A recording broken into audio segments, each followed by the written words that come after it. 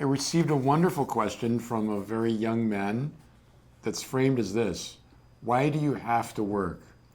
I'm not sure if it's framed just to me, like why does Bishop Hying have to work, or why does anybody have to work, or why this young man's father has to work. If we look at work from a biblical perspective, initially work is a punishment. It's part of the curse of original sin. God says to Adam, in sweat and sorrow you will till the soil to raise the food that you need to live. Whereas before the original sin, Adam and Eve could just pick the fruit of the Garden of Eden. They didn't have to work for it. And they're driven from the garden, and now they have to till the soil of the world in thorns and thistles.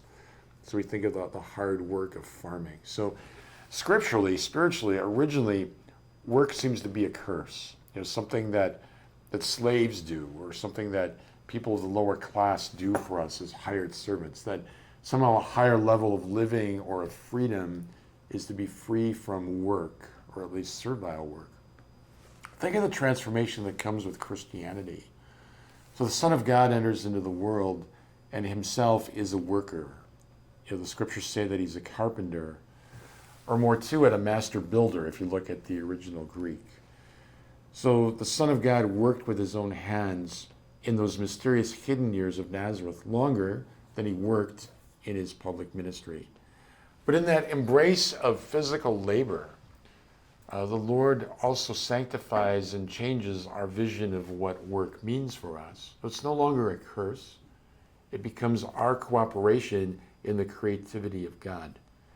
That any human labor, if it's moral and just and somehow contributing to the common good, has the potential to become holy, and is a way for us to be consecrated ourselves and sanctified, as well as for us to sanctify and cooperate in the salvation of the world.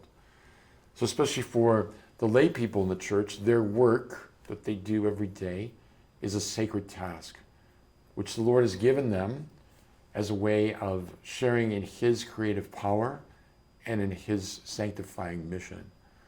So why do I have to work? In order to fulfill what the Lord has given me.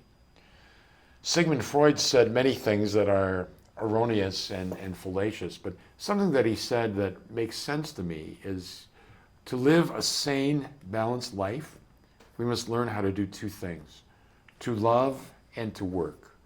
Because in each one of those, we are giving of ourselves, where we're turning ourselves inside out in a sense, and using our talents and the energy of our hearts and our intellects and our bodies to be generative, to create, to pass on the gifts that we have received, to bless others with the blessings that we have been given.